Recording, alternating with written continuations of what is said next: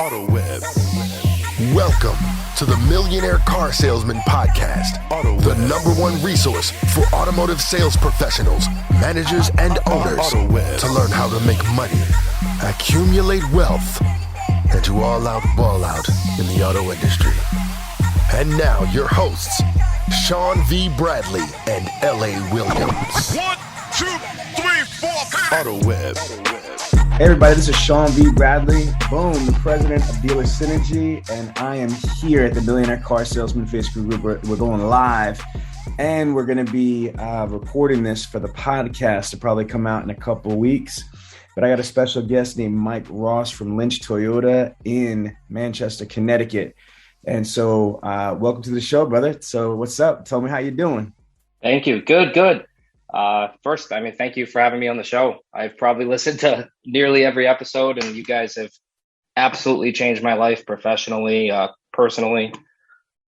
Yeah. I love that. So let's tell people, because this is not rehearsed, man. Like, so you reached out. Tell them how you reached out to me. How did this happen? And I'll say this is definitely not rehearsed because I'm pretty nervous right now. I mean, you don't go over anything that you're going to talk about. So, it's pretty crazy. So what did you do? You listened to the podcast and then you DM me, and then we had just a quick conversation and set up the interview. Yeah. I mean, it seems like everybody you have on the podcast for the most part has done some incredible things and made huge strides in their professional lives. But there's definitely questions, like from a manager perspective, there's questions that I just haven't quite had answered. And I got to say, folks, I loved when I spoke to Mike and he said that it was refreshing. He's like, listen, I had this idea. I was like, why don't you have like just two like people on there and talk? I was like, wait a minute, like let me be that person. Like I would love to just do freestyle tag and just open up the conversation to one of our listeners, one of our managers like yourself, and just ask questions. But we'll get to that. So before we get into the questions you haven't had answered yet on the podcast, tell us a little bit about yourself. I want to know like your background. How long have you been in automotive? How long have you been a manager? How long have you been at your current dealership? Things like that. So break it down. Yeah, sure. I've been in the dealership world for about 6 years. I've worked at 2 dealerships. So I started as a product specialist. I was also a product genius over at BMW. I moved myself into sales as a salesperson and jumped into management. Okay. And when you sold cars, what were you averaging? I was towards the end, I was doing over 20 cars a month. Oh, okay. Well, let's start there. How long ago did you become a manager? So I'm just trying to gauge before. So it sounds like you were a manager after or during the pandemic. So you never got to benefit this crazy growth. Correct. Come on, let's talk about that for a second. Cause I'm like, because that's the one thing I wish. I mean, this is like being a surfer, my dude, and catching one of those cowabunga waves, like in Cali, like, or in Hawaii and stuff like that. Yep. Because if you're a surfer, you just live your whole life for that one, like crazy big kahuna wave. And I feel like these salespeople today have no freaking clue how amazing it is. And especially the ones that have only sold cars for less than 2 years, that they don't know pre-pandemic stuff. So like, do you look at them like, man, you have no idea. If I was selling cars now today with these grosses, making, selling 20 cars, like, do you feel like that, or is it just me? Yeah. I mean, that's half of our floor now. So, they're going to get hit with a big wave one day. Yeah. So talk to us, like the average salesperson only sells 10 cars or less. Mm-hmm. So for you to double what national average was, before we get into your current questions, I just want to pick your brain. What do you think you did differently from the average salesperson that made you really successful? And then obviously you did something right that to evolve from a salesperson, a successful one, to a sales manager. So that's a 2-part question. Part 1 is, what did you do to be successful in sales? And then what did you do to evolve from sales to sales management? Sure. Yeah. I'll say the first 2 years as a salesperson, when I jumped in there, I thought I knew it all. I thought I knew everything. I was like, I'm going to dominate this floor. And I learned very quickly that I did not know anything. I was being outsold by the vast majority of people on my floor. I was training harder than them. I was working harder than them. And at the end of the day, they were still selling more cars than I was. I was the 10 car guy, the 8 car guy. There was even one point where my BDC manager came to me and we were close. And he said, Mike, this just isn't for you. He's like, you're a great guy and you'll probably find something that you really love one day, but this is not for you. And from that moment on, everything kind of changed for me. I just really, really started training. I stopped listening to people who were selling 15 cars a month. And I started listening to people like you have on the show, people who are selling 30, 40, 50, 100 cars a month. And I'm like, why would I listen to anybody else? It doesn't make any sense. And it changed everything for me. I mean, it was so much more simple. It got rid of all that old school sales training. And it changed my life. So that's pretty intriguing, is that you were that average person that we were just profiling, and until somebody said some shit that was like, that's gotta burn when another person says, hey, something that you love or you like or that you're enveloped in, you're not so good at, and maybe you should find your other reason why, because this isn't it. That's humbling, isn't it? Yeah. It was actually that same weekend that one of my other salespeople took one of the customers that I let walk out and brought him back in and sold them a car. Oh, yeah. Damn, that's a double damn. So wait a minute. On top of being told that, you let somebody out the door, your coworker brought them back in and sold a car.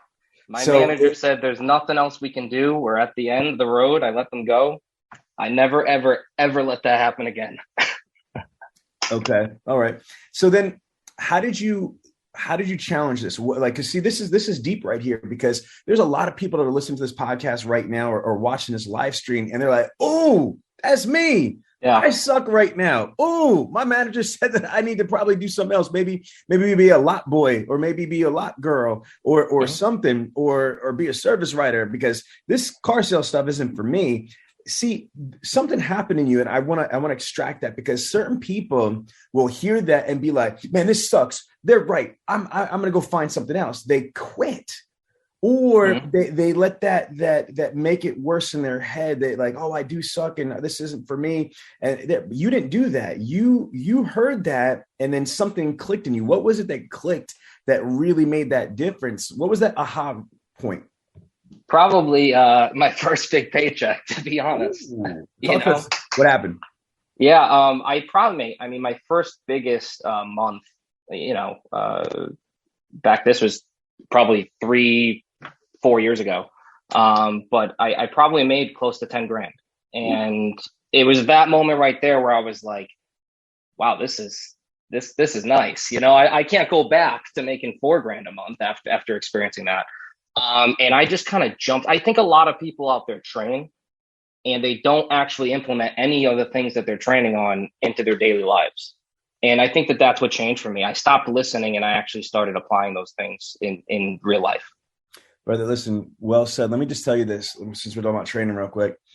It blows my mind. Let's start from the OEM training. And you might have experienced some of the stuff being a sales manager, is that I hear even now in the middle of June 2022, I hear that there are salespeople that are still not taking the product certification seriously. They're either paying other people to do it, or they're pausing the video and they're rewinding it, or they're scamming it. They're not doing it. And I hear other people saying, oh, that's stupid stuff. You don't need to do that shit. Here's what we do. Or they're on whatever training, whether it's Bradley Demand training, or it's Cardone on Demand, or it's whatever trainer that your dealership has.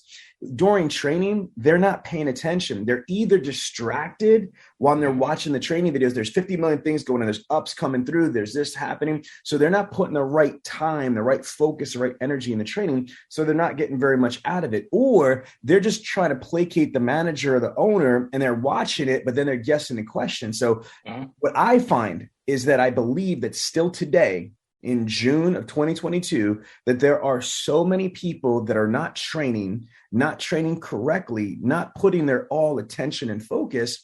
And then that's part of the reason why we are so enveloped with mediocrity. There's so many people that are not great. So do you agree or disagree with what I'm saying? Yeah, 100%. Yeah. But why? I mean, like, if you think about this, you can't be a doctor if you just show up and say, look, I watched a whole bunch of episodes of Grey's Anatomy and I think I know what I can do. Let's go. I mean, if you think about it, there's so many years of schooling, because you don't want your doctor or your oncologist or your chiropractor even, which is not, you know what I'm saying? Like, I'm just trying to, You need to have some type of skills. Why is it that we just hire people and then just allow them to exist or sit them in front of the TV, and I just had a high level director I just spoke to the other day. And I'm like, I'm going through this person's onboarding process. And they're telling me like, yeah, like when they come in, like it's a 1 week training. I'm like, 1 week. Mm-hmm. 1 week. And he's like, yeah, but then if they're really not ready or what have you, I might give them another extra week. So I said, okay. I said, that sounds light. But I said, talk me through this. Day one. Okay. Day one, I speak to them for like 10 minutes and then I have them watch this and watch that and watch this. And I'm like, okay. Then the next day it's like 5 minutes, 10 minutes that they speak. And then they go watch this and go do this. Then it's, the third day, they're going to go sit with this person, shadow that person. So I'm saying, so wait a minute, break this down to me. So you have a new person that doesn't know anything from anything, a straight green pea, and you spend literally in the 1 week that you do give some training time to, how much actual time of yours or a higher manager actually spends with that person? Less than an hour, 40 hours in a week. So, and then you're having them basically the blind leading the blind with mediocre salespeople, because the 20, 30, 40 car people are not taking a little ride along class with these people. So what are we doing? And here's the thing, I'm going to turn it over to you, Mike, and get your sales manager opinion. I said, a technician. So how much is it not a master tech? I'm talking about a basic entry level technician at your dealership. Do you know how much they make? Roughly. I mean, you're a little over $20 an hour. Or do you mean lube tech? Yeah. I'm talking about like a technician, like not like that's going to work on. Yeah. You're making between $20 and $34 an hour. Okay. So we're talking about about $55,000 a year, somewhere around there. Yeah. Okay. Do you know how much education needs to go into being like a frontline technician? How many years of probably 3 years, if not more. Okay, so then follow me on this, brother. You're a sales manager at a freaking Toyota dealership. Why in the world does this make sense to any sales manager, any GSM, any general manager, any dealer principal, any fixed ops director, any service manager? Why does that make sense that to have somebody making $20 to $25 an hour, they've got to go to school for years, my dude, years, but yet we're going to turn around and just take somebody on the breath test. You're breathing? Come on in. Let's give you a bullshit 1 week of training, a bullshit outline of stuff, 50 million damn things that you need to know that we don't teach you. We just expect you to magically manifest that shit from the car gods somehow. And then when you don't know what you're doing or you make mistakes, you're like, you fucking people, blah, blah, blah, blah, and blow them out. And then, am I right or wrong? Is this crazy? No, I mean, 100%. Yeah. You're absolutely right. It's just like one of my colleagues says this, and I love stealing his shit, because even a broken clock is right twice a day. So I love the saying, did you hire them dead or kill them after you got them? I'm going to repeat that for you listeners. Did we hire the wrong person, or did we, by the grace of God, get lucky and have somebody that's got potential, but we did not have the proper plan of onboarding, of training? And let me explain something to you. As a national trainer, there's more than just training. You have training, okay? Then you've got professional development. Then you've got personal development, and then you've got team building. There are 4 categories here. Most dealerships don't even do this, but here's part of the problem. And I want your opinion on this. NADA says before the pandemic that the average cost per sale in advertisement was about $640 per car sold. But that's wrong. That's a lie, because what they did was they said the average budget, $64,000 a month. They sell 100 cars a month. That's $604 per car sold. But you're a Toyota dealership. That's not counting all the people that are coming to your dealership because they're Toyota, because they're local, because they purchased before, because they have friends and family there, or because their car broke down and they need any type of transportation right now and you're closest and convenient. So I believe before the pandemic, it was probably $800 to $1,000 per car sold. So the average dealership would spend $64,000 a month in advertising, but the same average dealership spends less than $1,000 a month to train their entire front end team, sales, management, BDC, etc. So my thing is this: you cannot win when you're not focused on the things that are going to help you win. You can tell what's important to people by their spends, where they spend their time and they spend their money. Mike, what about you? What do you think about what I'm saying? Yeah, I mean, 100%. I mean, you go back to when I first started as a salesperson. I'll do you one better. I got absolute 0 hours of training. 0. There was not one moment where a manager sat me down and taught me a single thing. That's crazy. Yeah. So, and let's talk about that.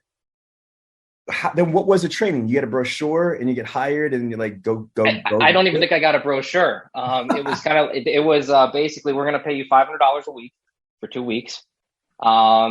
Sit in the cars, check them out. Talk to the salespeople, follow them around, see what they're doing. And then we'll start you off in 2 weeks if you're ready. And that's why you're selling 8 cars a month. Exactly. Well, right. It's like you wonder, had I have been trained, could I have skipped those 2 years of my life? Well, then, but here's the other thing though, is that, and let's talk about this because this is confessions of a sales manager. I'm only kidding. Is that like, I hear what you just said, I heard what you said, I should say, that I didn't get trained, not even by a sales manager. Here's the thing too. And I think that let's talk about sales managers now. Let's get into it. All right. Is that I believe that training is your responsibility. That doesn't mean that you have to train. It doesn't mean that you are qualified to train. And this is the problem. I'm going to put this out there to all sales managers, GSMs, and GMs. Look, just because you sold cars before, now you're a sales manager, does not make you a trainer. It doesn't make you a teacher. And so again, I think it's an unrealistic and unfair thing that a GM or GSM is going to try to force a potential sales manager into theoretically being a trainer. So if I'm your GSM or your GM, if I'm your boss and I'm like, look, you have 5 or 10 salespeople on your team, you need to make sure that they're trained. Okay, that I see. I think that's appropriate. That's your job description, is making sure that you give your people the resources. But if you are not a skilled articulator of information, then you cannot be held responsible to train that person. I'll give you an example, completely different, so everybody's listening can follow me on this thing here. I've interviewed a ton of people and I've shot training modules, and bro, you'll be shocked. GMs, dealer principals, fucking multimillionaires. The cameras go on and the lights, they're like, blah, blah, blah, blah, blah, blah. It doesn't matter how smart they are. Just because you're smart, you're articulate, you could desk a deal, you could sell cars, you could make millions of dollars, doesn't make you an actor or have the ability to come off and not looking like you have like you're paralyzed on camera and you're this. It doesn't, those skills are not transferable. So I think part of the problem is that there's an unrealistic expectation that sales managers know how to train. They know how to teach. They know how to not only teach and speak, but to get through to comprehend. Does this make sense? Am I talking facts or fiction? Yeah, this makes sense. I'm going to give another analogy for the people that are listening to this on the podcast. I train in Brazilian Jiu-Jitsu. I've been training for a long time, like 16 years in Jiu-Jitsu, 30 years in martial arts and stuff like that. And I know a lot about Brazilian Jiu-Jitsu, but recently I started becoming an assistant instructor. I'm teaching the kids class on Saturdays. And man, I know how to do certain techniques, but trying to explain that shit to an 8-year-old or a 6-year-old, how to do a Kimura, how to grab the wrist, how to turn around. And I mean, just the aspect. And you know why I'm doing this? Because this is going to make me a better martial artist, a better practitioner of jiu-jitsu, because now I have to learn it and I need to understand it deeper and better. But if you don't tell a sales manager that, if I'm not saying to you, listen, Mike, you might be the beast, bro, you might be the truth, you might be a great closer, but man, let me teach you how to train salespeople. Because if nobody ever talked to you about curriculum development, instructional design, about micro training, about accountability, about if you've never been taught this, and as a matter of fact, the only training you had was FitFo. Here's not even a brochure. Here's a job. Figure it the fudge out, right? That's a Christian version of FitFo. Then you're good to go. So I think that most managers have never, ever been through a train the trainer course. And if you're going to expect a manager to train your people, then you need to have not only a trained sales manager, but a sales manager that's trained on how to train, their team. What do you think about that, Mike? Yeah, I mean, your analogy sounds perfect. It's like you're obviously probably better at jujitsu than all of those kids, but yet you still have trouble teaching them even maybe some of the simplest things. 1000% correct. It's humbling as hell. You know what I mean? It's humbling as hell. Matter of fact, I don't know if you knew this, but in the military, have you ever heard the Green Berets? That okay. Do you know what a Green Beret's real job is? They are special forces in the Special Warfare Command. They're special forces. They're not Rambo. That whole shit is a farce. Real special forces, what they do is they do counterinsurgency. They're going to go to countries like Nicaragua or Afghanistan, and the special force combat like Green Berets are training the local people to be like in Ukraine with the whole unfortunate war that's going on right now. United States Special Forces were there before to train the local military, to train the local special forces for the Ukraine. That's what Special Forces does. They train the other people. They are the best teachers of that stuff. A lot of people don't realize that. You're thinking of like Delta Force or Army Rangers or Navy SEALs that are the badass people. Those are those people. But real Green Beret Special Forces are training the local troops to be at that level.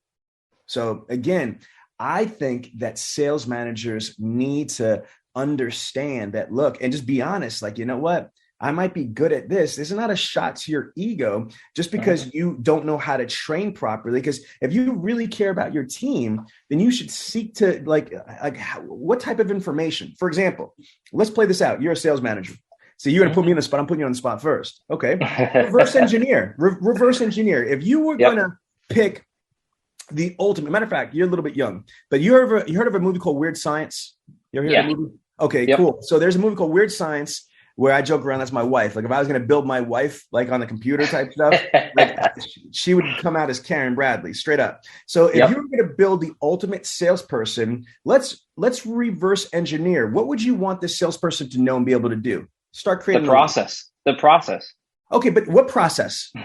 I mean, the meet and greet, the fact and qualify, and what goes inside of all of those things. Okay, so the road to the sale. So I'm going to help you. Yeah, okay, road to sale. You would want a salesperson to know the road to the sale. Agreed. And then everything about it. So break it down. So in the greeting, how to up somebody, how to build a rapport, how to qualify them the right way, all the proper qualifications.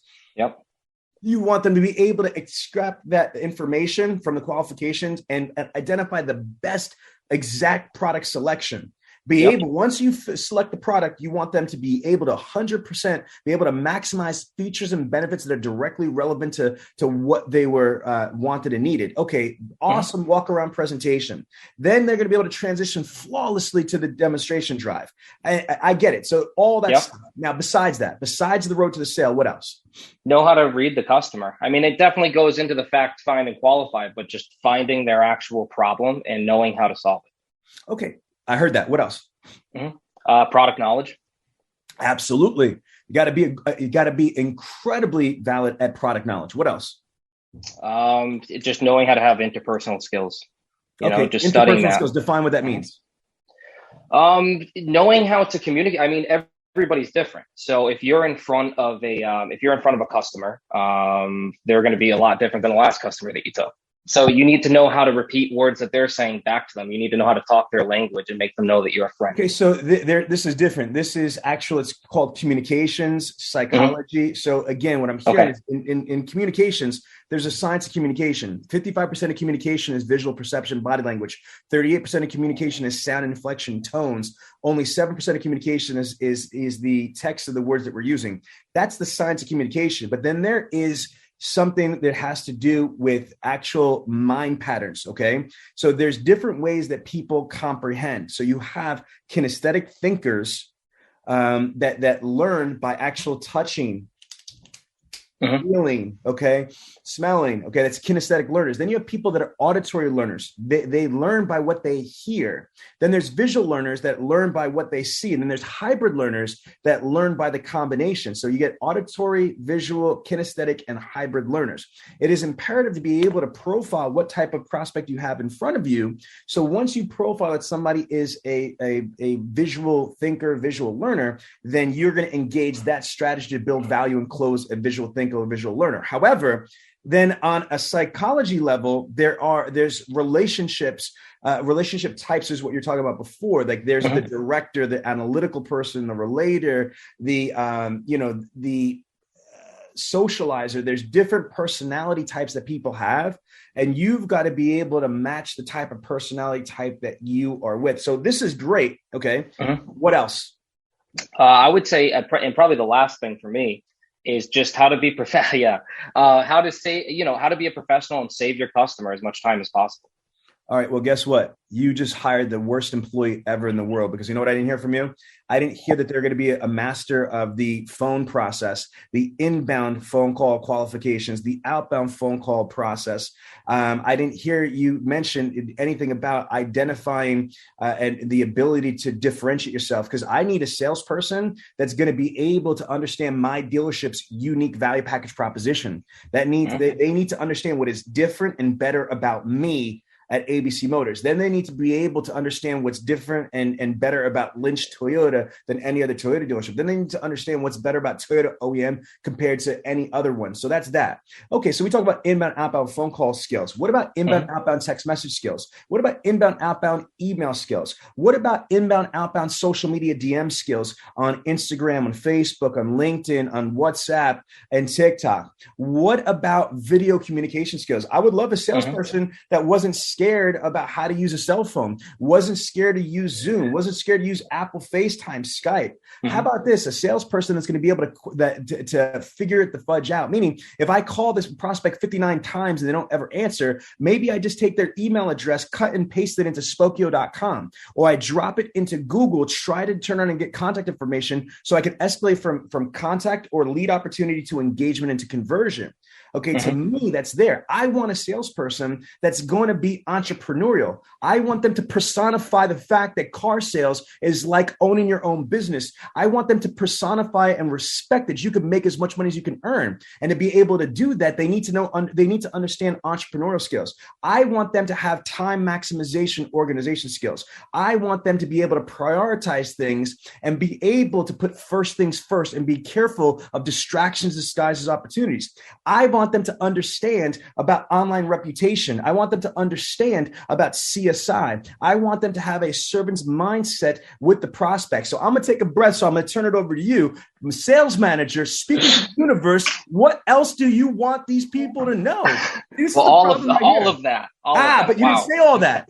I'm just getting started. We're not stopping. My point being is that if we can't speak into the universe, what type of salesperson we're looking for, what skills, what attributes, it's not going to magically happen. We're not going to just magically have somebody walk in, maybe once in a while. But think about it. If we've never, as a sales manager or GSM, reverse engineered, you know why I'm married to my queen? Because I'm already divorced. And I said, shit, I'm young and rich. I am not getting married again, except, and I wrote this whole stuff out. Boom, boom, boom, boom, boom. And guess what? My wife, Karen Bradley, she fit the whole bill. If not, I'd be single right now still.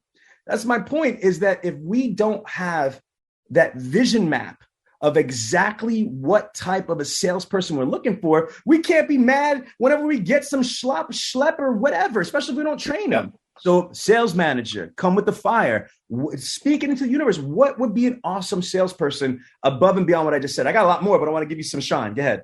Well, no, I mean, obviously that's why I'm on here. I mean, this is the stuff I need to hear myself and probably a lot of others. I guess I've gotten so caught up in the, one thing at a time. That's what we always say, one thing at a time. And you miss out on so much when you do that. So no, that's extremely helpful. Wow. I got more. You got me a little speechless, Yeah, no, good. That's why you here. You know what I'm saying? This is real shit, bro. This is all, and bro, for the people listening, this is off the top. This is not rehearsed. This is not planned. This is just freestyle right here. Because if you think about it, I'm going to go into, wouldn't it be amazing to have somebody that was, like just proactive, man. Somebody that was like, hey, Mike, I like, what else can I do? Like, so many times we got to light a fire under our salespeople's asses. Like, it's refreshing when I've got to slow somebody down. I'm like, slow down, tranquilo, slow down. I want to get my own website. Will you co-op me? You want somebody that is going to be proactive, somebody that you're going to have to harness. Like, and so check this out. Here's what I want you to do. You don't have to do it. You're not my client. You're just one of my friends and one of my people in the Millionaire Car Salesman crew. But man, if I were you, I would take a piece of paper or take a Word document or a Google sheet, a Google document, and I would just reverse engineer. Here's all of the attributes. If I was going to have like the $6 billion salesperson, or if I was going to have the ultimate salesperson, right? Like, oh my God, I would love, man, if I could find this person, I would pay this person extra money. You know, I would want to have somebody that, and here are all the characteristics. Because think about it, man, we can't train that person. Right. We can't nurture that person if we don't even know what that person looks like. If we don't even know that person, sounds like, smells like, we don't know. Here's another one. Here's some easy shit too. Man, I have a ton of dealers over the country. One of my really close friends is a guy named Damon Lesser. He's the president of Nissan Abui. And he had hired us to do dealer video production. So we shot like a bunch of videos at his dealership for social media, for CRM. And when we were there, I said to him, I said, yeah, brother. So talk to me, like, what are some of the frustrating things that you have going on every day? It's like, man, Sean, the key machine. I'm like, the key machine? He's like, yes, these people kill me.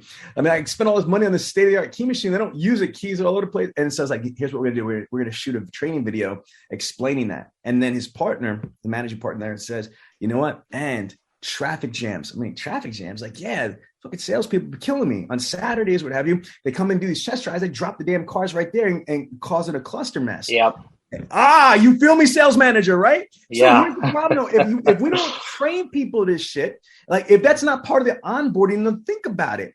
What we should be when we bring on a new salesperson, there is definitely OEM training. There's definitely process training. But if we don't break down all the different things that we magically want this person to know or do, and then actually create that part of the curriculum, we are literally just prolonging the inevitable brain damage, frustration, exasperation, meltdowns that we have almost on a daily basis, because there's no curriculum to talk about the key machine or talk about the proper way to drive the cars and all these other little things that happen throughout the day. Why? Because we try to take a salesperson and give them 1 to 2 weeks of training, if that, without very little high level involvement in there. And this is so crazy. I'm going to show you something. After these messages, we'll be right back. Attention auto dealers. You need an opportunity to do business. AutoWeb is one of the largest suppliers of high quality leads. I mean, high quality buyers. At a 10% closing ratio, you will be at less than $190 per car sold. Don't just settle for what you get. AutoWeb can fully customize your results through targeted markets and/or zip codes. And as a partner, you will get premium placement within search results. Who better to do that than literally the people that invented automotive internet sales? If you want to sell more cars more often and more profitably, then you need AutoWeb. And for the people that are listening to this on the podcast, or will be listening to this on the podcast, you can't see this, so I'm going to walk you through this. So this is because I'm not a good artist. Can you tell everybody what shape you see? That's a triangle. It is a triangle. Okay. So I just drew a triangle on a composition book. And what you're seeing is this. This is what normally happens. Is that when somebody's hired, the dealership spends very little time, energy, skill, resources in training that person. So as they go through, what happens is, man, this is all the effort. Okay. It takes a lot longer and a lot harder to try to close the sale. However, watch this. Energy cannot be created nor destroyed. It just can be repurposed. So instead of having this dumbass strategy here that most of us envelop ourselves in, you turn it up here and tell everybody what picture you see now. It's an upside down. Now it's a pyramid. Okay. It's an upside down triangle, upside down pyramid. Okay. So now watch, but look at this. Now, if you put the energy and strategy and development and focus in the beginning, and then if you go through the process of training, resistance should be futile. It's a lot easier to close the appointment, to close the sale, or achieve success because you put in the work here. It should get easier, and more strategic. But the problem is that we are hustling ass backwards. So that's just my little thoughts. No, wow. Yeah, wow. You're absolutely right. Yeah. Yeah. Okay. So now that was where I wanted to start the conversation. We still got a lot more time. So start asking me some questions that you don't really get heard or on the podcast. That's why we're here. So well, I think, here's the interesting thing, like, especially after everything that you just said. Obviously we don't have the best training system. And obviously if you go by the way that I was trained, I wasn't trained at all. So I had to find out the hard way. And I guess a lot of us, and probably a lot of other managers out there, fall into the way of, well, I had to figure it out myself. And I did, because I was willing to ask questions. I was willing to put in hours of training and days and weeks and years of training. I still train now. I expect everyone else to do that, but that's just not realistic. Not at all. It's not. And I'm going to build on what you just said. It is not realistic. And it's also a shitty mindset to have. First of all, what was isn't now. Like what prices were aren't what they are now, right or wrong. Right. So again, I'm sure that you sold a car in your career at invoice or maybe below invoice once in your life or twice in the past. That's not normal anymore. So why is it that certain things change and certain things evolve, but yet your antiquated ass mindset, not you, but whomever thinks that way, won't evolve your mindset? Just because that's what you were subjected to, does that mean that it's the right thing for these new people? Plus, again, the world's just a different place now. People are a different place. We should be evolving. We shouldn't want to stay stagnant with things that were not good. Now, and remember, we're not even saying this was a good thing. So it's not like, hey, like we're trying to preserve like integrity or strategy or something beautiful. We're not doing that, are we? What we're talking about is, man, this is the bullshit I went through. That's like saying like I was abused as a kid, which I was. And, I was going to whip my kid's ass. I'm going to turn on, shove them in the closet. I'm going to torture them because that's how I had it. And I turned out okay. I'm a multimillionaire. What kind of sick shit is that? That's a sick ass mentality. You were abused, so you're going to abuse other people. Okay. That makes sense. Oh, damn, Sean, you're too hard on them. No, I'm not hard enough, because as a manager, our responsibility is to give our people every single resource. That's what a definition of manager is to me. A manager's job is not to do it. Okay. A manager's job is to develop a team and get each of the team members to be all they could be individually. Okay. They're not all going to be equal, but it's a manager's job to be able to do a strengths, weaknesses, opportunities, and threat assessment, to be able to understand exactly where in that person's career, whether it's emotional, it's professional, it's economic. And we've got to, be able to evolve that person. That's what a manager's job is to manage that person, that situation. And our job is all the time to identify any objections, any obstacles, anything that's going to compromise it. And we need to counteract it or counterbalance it. Our job is a support role for the team. And in the military, you're only as strong as your weakest link. If your weakest link is an A-car salesperson, well, that's as strong as your fucking team is the A-car salesperson.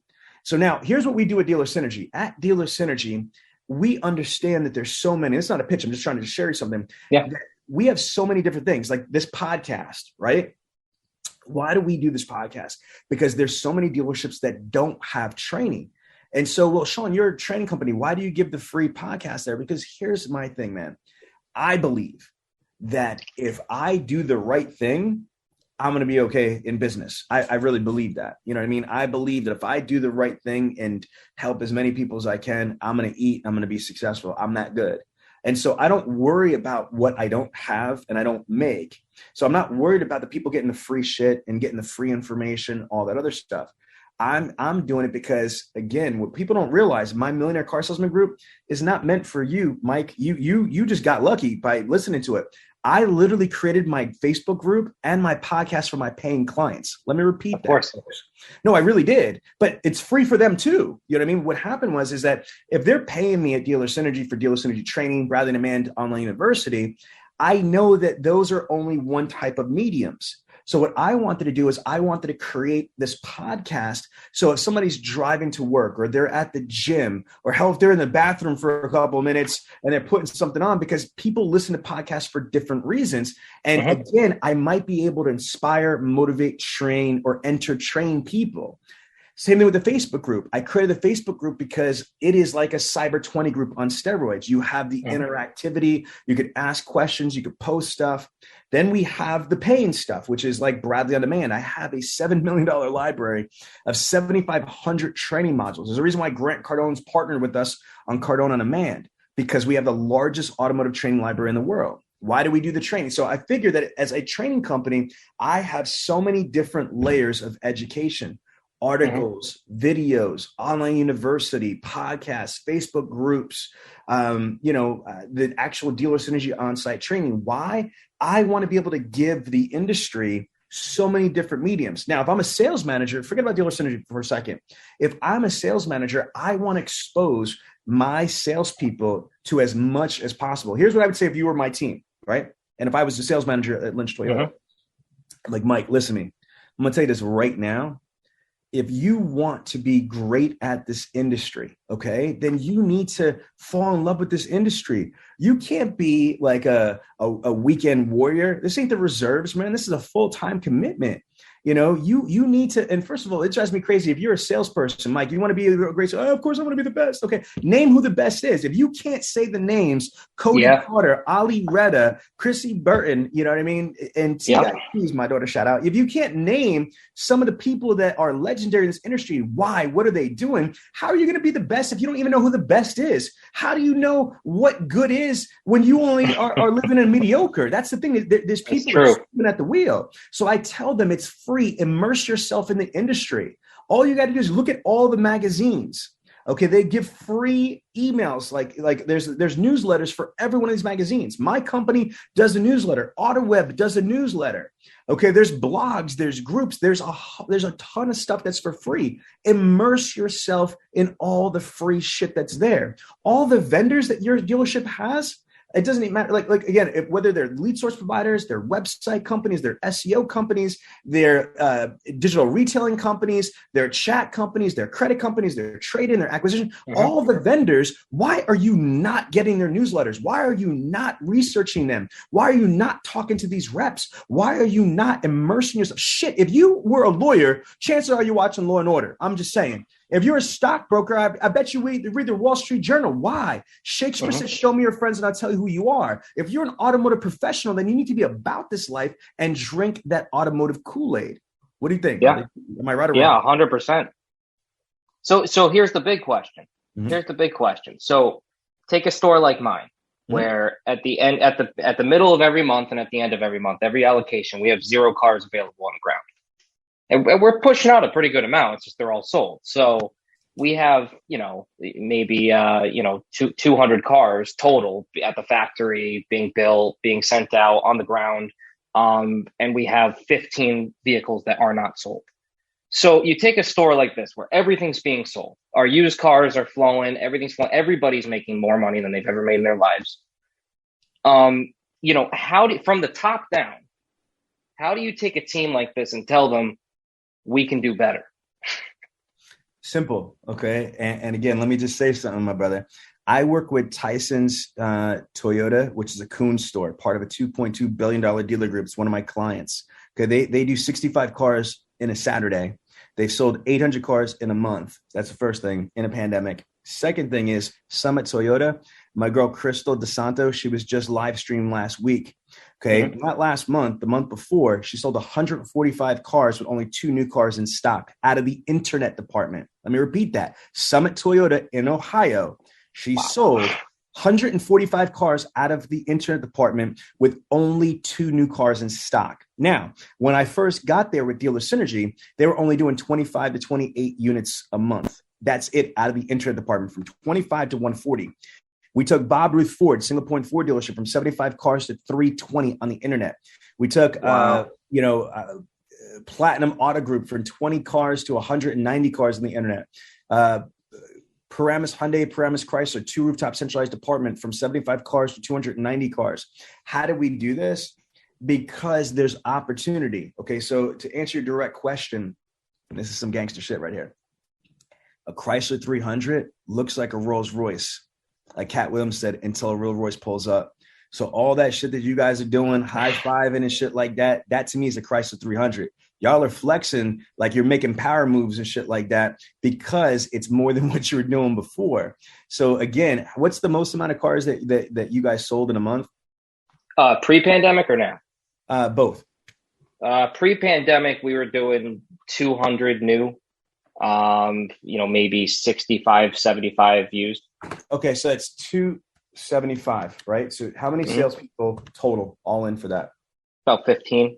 Okay, 275 divided by 15 is about 18 cars a piece. But now watch this. Out of the 275, how many came from internet and phones? So at that time, not much. And I'll add the fact we did just get a whole new internet department 30 days ago, and we doubled everything. So not that much. Okay, so you're saying at 275. Okay, so but at 275, how many cars came from internet and phones, if you just estimate it? We generally do about 50% in the internet. Okay, don't give me a percentage, give me a number. So pre-pandemic, I don't know, just because I was a salesperson. Right. Phones, I don't know, but internet we were at about 50%. Don't give me a percentage. Give me a number. I just asked the question. A number. We were doing about 65, 70 cars on the internet. Okay, and then what would you just take a guess for phones? You were probably at that time, you were probably doing about 40. Okay. So you're talking about 100 cars. Okay.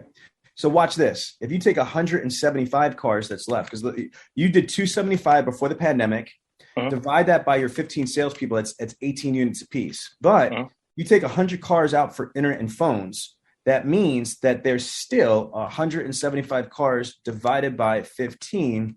That drops it down to only 11 cars per salesperson. Do you see what I'm saying? Yep. Okay, follow me on this, brother. There's 8 ways that a showroom salesperson could sell cars. Okay, you've got walk-ins, you've got be-backs, you've got internet, you've got phones, you've got prior customers / orphan owners, you got service conversions, you got referrals, and you got the lost art of prospecting.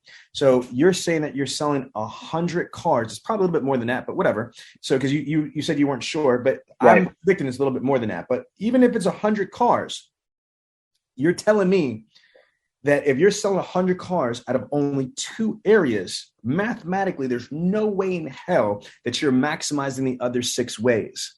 Correct. You see what I'm saying? So there's no way that you guys are maximizing all that shit. Now let's get into this now. Now, through the pandemic, how many cars are you selling now? We did typically 85 new. 85 and new. About 50 used. That's 140. How many salespeople? 15. Okay, so you are averaging 9 cars a piece. So now watch this. You should play the shit back. It's going to be on the Facebook group to your team. This part right here.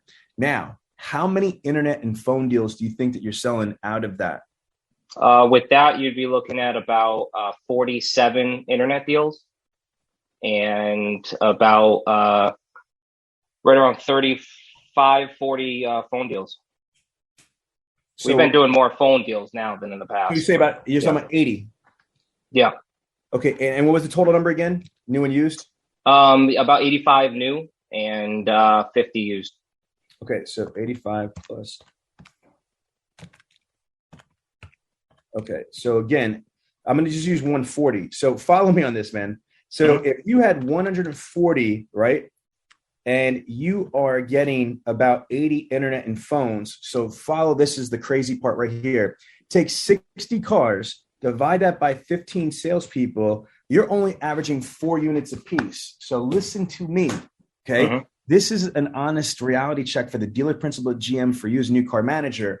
How in the world does this make sense that if you take internet and phones out, that your sales team is only averaging 4 units a piece? And I'm sure that you might have out of the 15, at least 1 or 2 people that are doing up close to 18 or 20 units. Am I correct? Yes. Yeah. So if you are, then think about that. If you take those couple of top performers out, I'm going to put that if holy shit, manager, right? Yeah. If you take out your top performers, let's say your top 2 or 3 performers, and you take out all of your internet leads and your phone up leads, I'm going to estimate that you're only averaging roughly 2.5 to 2.6 units a piece. Yeah. How in the world? Because you're not maximizing every single be back. You're not maximizing every single prior customer, every single orphan owner, every single service conversion. NADA says that a service customer is 7 times as likely to purchase a vehicle from where they service the car from. You're not maximizing all of the referrals opportunities. You're not maximizing prospects. You're not driving your own traffic. You're not working the community. You're not doing that stuff. Now, why you're doing it doesn't matter for this part of the conversation. The fact is it's not happening. So I'm going to repeat this again. Your exact store in Connecticut, a freaking Toyota store, you are absolutely 100% not maximizing your opportunity. And it has nothing to do with you basically, in a pandemic, because follow me, my daughter is 21 years old, Kalina Bradley. She works at RK Kia. You know what she does? She's on Vin Solutions. She's got somebody looking for a Sorento or Sportage, and there's none in stock. Well, guess what? She's going back last 6 months, 9 months, 12 months, 18 months, 24 months, 36 months, 48 months, 60 months. Wow. Before she was there, she's going to her CRM and she's basically saying, hey, oh my God, I'd love to buy your vehicle back from you. Did you know that your car is probably worth more now than it ever is before? So not only is she taking— I love that.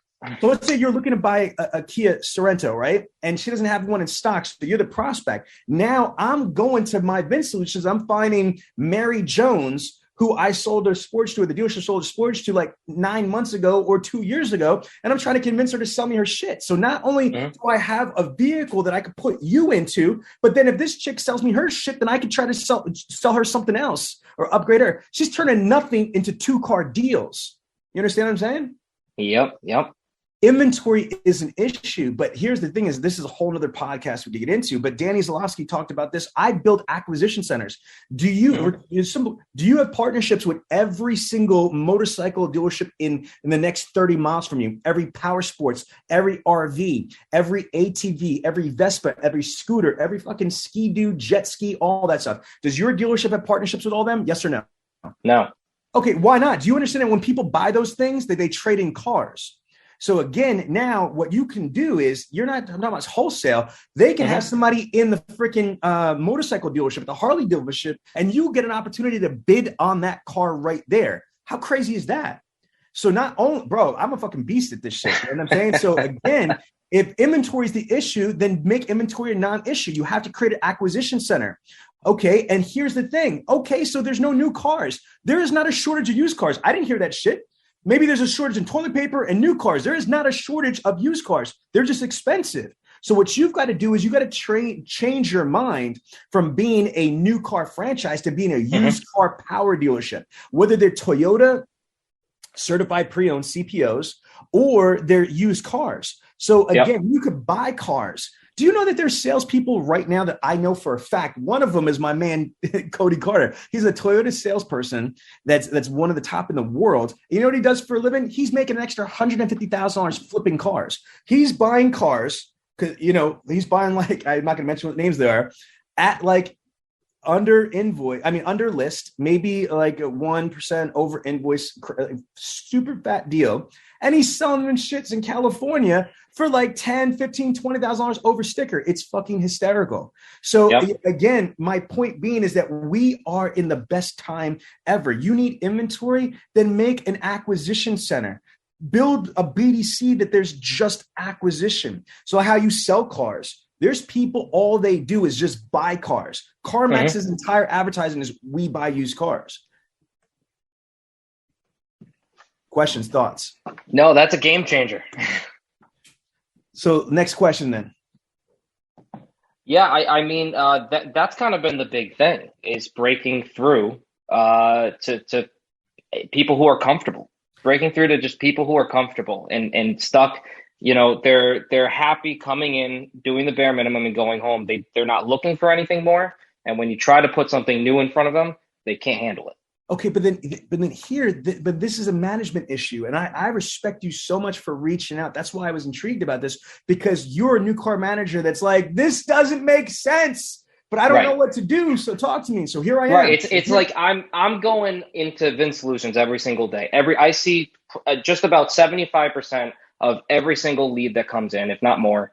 I at least look at it a few times, and there's missed opportunities every single day. Oh no, we're gonna do this off camera because I don't want to embarrass you at the dealership. No offense, but I'm gonna have you put your Vin Solutions up, and I'm gonna SWAT it, and I guarantee you, I'm gonna find at least 10 things in the first 3 minutes that are horrifically wrong with your CRM. 90% of all CRMs are jacked up. I'm putting that on record right now. I'm telling you right now, I will find 10 things in 3 minutes that are completely fucking a mess in your CRM. I'm guaranteeing that. So we'll do that off camera. And then you can post in the comments, oh shit, he was right. But let me just say this though. Here's the thing is that you can't fault somebody for what they don't know. Do you understand what I'm saying? You can't say, hey guys, do more, be more, achieve more. If you can't give tangible things, you know what I do to people? I say this, okay, here's what I'm doing. Like if I'm training you, your team. So for the podcast people, I'm having some fun with Mike. I'm going to Google right now. And what I'm going to do is I'm going to type in here, kid makes $26 million on YouTube. So this is what I do. I'm going to Google right now. And there's a kid named Ryan Kaji. He basically made about $100 million on YouTube in 4 years. He made $11 million at 6 years old. He made $22 million at 7. He made $24 million at 8, and he made $26 million at 9 years old. And then I stopped when he was 9. I don't even want to know what he made at 10 years old. But do you see this? You see this right here, right? What it says? Yep. Okay. So when I go into a dealership and I say that, okay, there's a guy that does this, is a little kid. He's a child. He doesn't even hit puberty yet, and he's made $100 million. What are you doing with your life? No offense. Yeah. What am I doing with my life? What am I doing here talking to you? No, right. Yeah. You know, when I joke around with them like that. I'm not being condescending. I'm joking around. Then I say this, Doug the Pug. Okay. I say, do you know that Doug the Pug? I pull up Doug the Pug's net worth. Okay. And I say, look, Doug the Pug, as of 2020, was $1.6 million. I'm like, this guy's got he's got millions of followers on Instagram, right? He's got millions of followers on Instagram. He's worth a couple $1 million. He does all the red carpets. I'm like, how do you feel that a pug is living the life you wish you could have? Mm-hmm. And I say that to him, and they say, well, you know what? Then I hit him with this. Then I take him to YouTube, and then I hit him with this. I bring up my man, Ali Reda, because, you know, again, not that Fox or CNN is the best, but I just type in Ali Reda, Fox News, and this is kind of crazy. It should be a commercial. Oh, here it goes. Joins us now. All right, Ali, we've done. Watch this. Our next guest broke a 44-year-old record when he sold 1,582 cars in 1 year last year. Ali Reda, known as the world's best car salesman. I'm showing this on the screen as I'm talking, like, people. I just showed you a freaking kid that made $100 million. I just showed you a dog that's making millions of dollars. And you're like, well, I'm not the kid. I'm not that dog. Well, you are an automotive professional. And I'm showing you a man that makes $1.4 million a year. That's over $100,000 a month selling Chevys and Cadillacs. What is your excuse for mediocrity? Oh, I'm balling. No, you don't know what balling is. I'm sorry, son. I'm sorry. And if I'm not mistaken, I might be wrong, but if I'm not mistaken, when Ali started, he was in a regular dealership. He's still in a regular deellership. Right. These guys sell 15 cars a month. Like they weren't doing thousands of cars a month or anything crazy. No, not at all. You know, and there's a lot of people like Ali, you know what I mean? And I don't say a lot, but there's a lot more than we would think. Like, again, the Cody Carter at Toyota. For you, that's a story I'd be telling your people. There's a guy that has his own website, Retrack Auto, which is Carter spelled backwards. This guy reinvented stuff. Like, you're a Toyota manager. Like, he should be Ali Boombaye. I mean, like, you know, this should be the freaking mantra in there is Cody Carter. This guy sold 154 cars in March in a pandemic at Tustin Toyota. He has his own website called Retrack Autos, and he's reworked all of the leasing from Toyota. He's was leasing, and even now he's leasing cars like nobody else in the country is. Mm-hmm. Like, I would be like, yo, can you imagine this guy makes $1 million a year selling Toyotas? I don't care what your people are doing. They're not selling 154 Toyotas. Right. And so if there's a guy like that that's out there, why are you going to settle for mediocrity? So here's the answer. How do you make people care or pay attention? The answer is that you can't make everybody care. So there's two parts to this. One is you have to have the right team. Okay. Mm-hmm. And so that has to be with precision recruiting. Do you think the NFL drafts losers? And they sometimes they squeak through the cracks, and it happens. We're human. But they have a rigorous scouting process. They have a rigorous recruiting process. They have a rigorous onboarding process to vet out, because talent is so important. Human resources and a team and a championship team is so important. But I swear to God, most dealerships don't look at their dealerships like championship teams. They look at them and fucking throw away disposable employees, and it's disgusting. If we looked at our dealership employees like they had the potential of being, Super Bowl champions, world-class athletes, then we would do a better job recruiting people, and we'd have a better job onboarding and training those people. So I would say that if we did a better job, it's the chicken or the egg. I think the problem you have right now is that you fucked up. Like most dealerships, you fucked up, and you have some people that just don't have the eye of the tiger and never will, but they're part of the team now, and they might not be evil or bad, but they're complacent mediocrity. So look at this. Look, I'm out of the Philly area, and we rep the Eagles. So don't say anything slick, because I know where you're from in the area. It's go Eagles over here, buddy. All right. So my point is, hey, I was just at the Eagles Stadium last week. All right, good. Okay. So my point is that there was a situation with Carson Wentz and Nick Foles. I mean, it was intense that you had the franchise quarterback, Carson Wentz. And then, he got injured, and they had this superstar, like, out of nowhere, saved the day and won the Super Bowl. Who do you pick? They fucking cut Nick Foles from the team, the guy that won the Super Bowl. But you know what? That's the hard decisions. And you as a manager, it's called burden of command.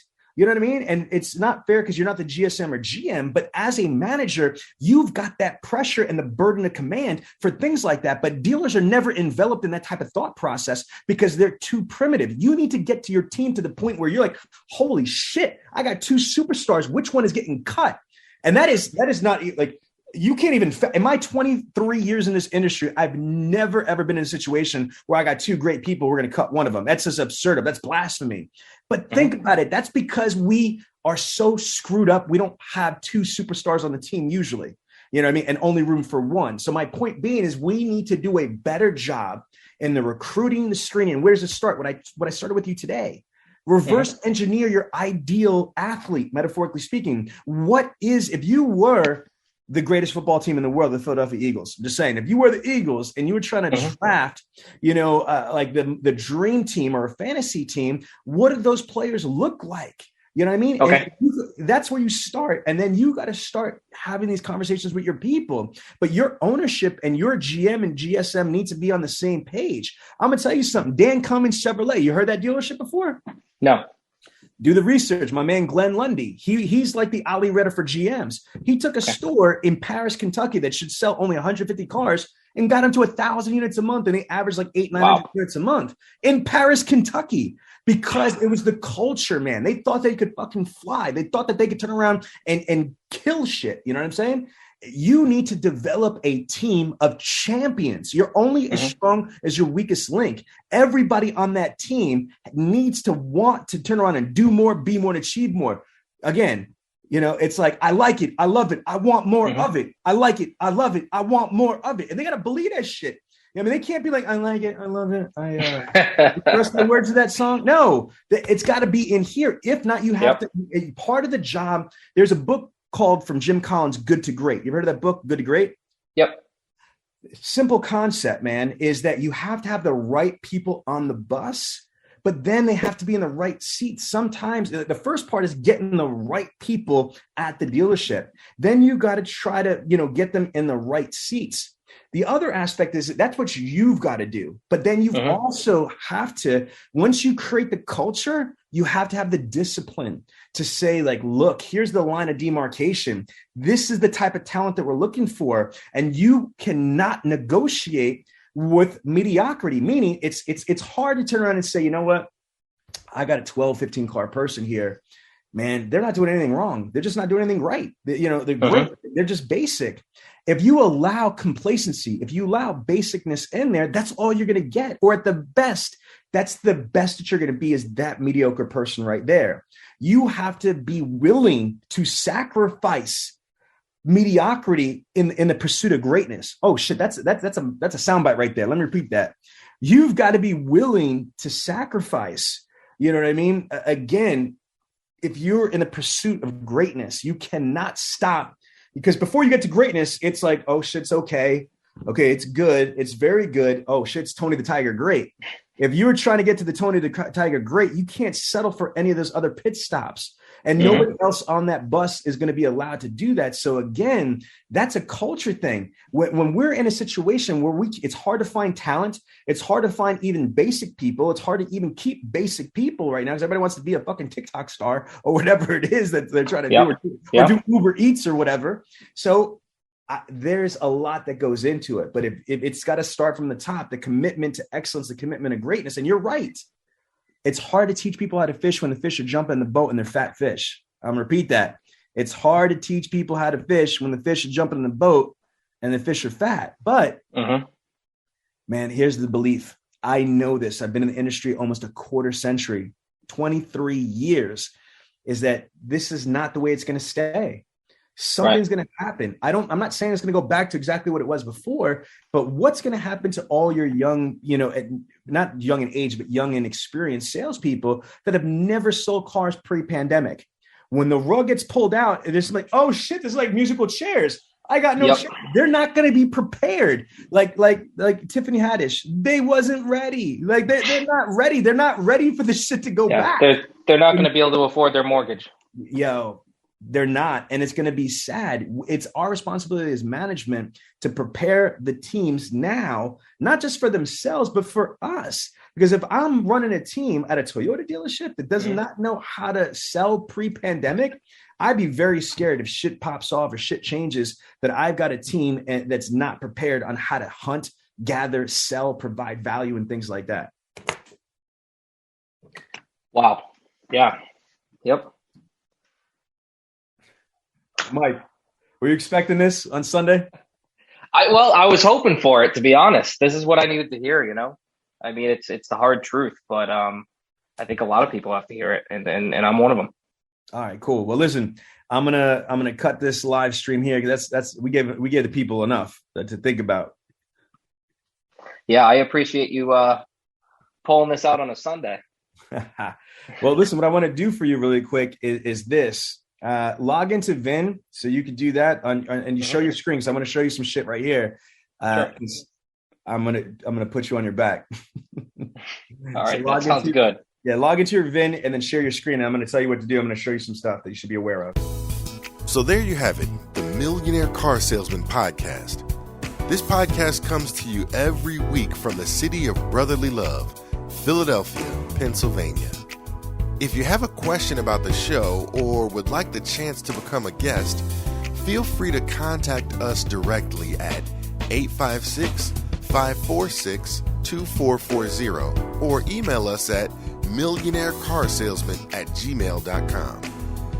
This program is a presentation of Synergy Records, produced by Tiana Mick and L.A. Williams. Production and engineering by L.A. Williams.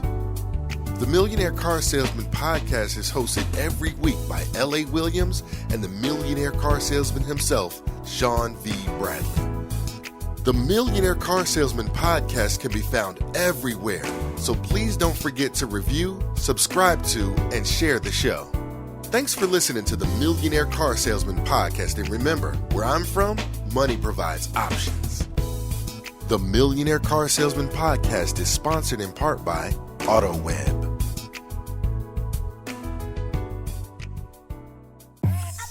If you enjoyed this podcast, then make sure to give it a thumbs up, subscribe, and leave us a review. Let some other folks know about it. Oh, and don't forget to join the Millionaire Car Salesman group on Facebook.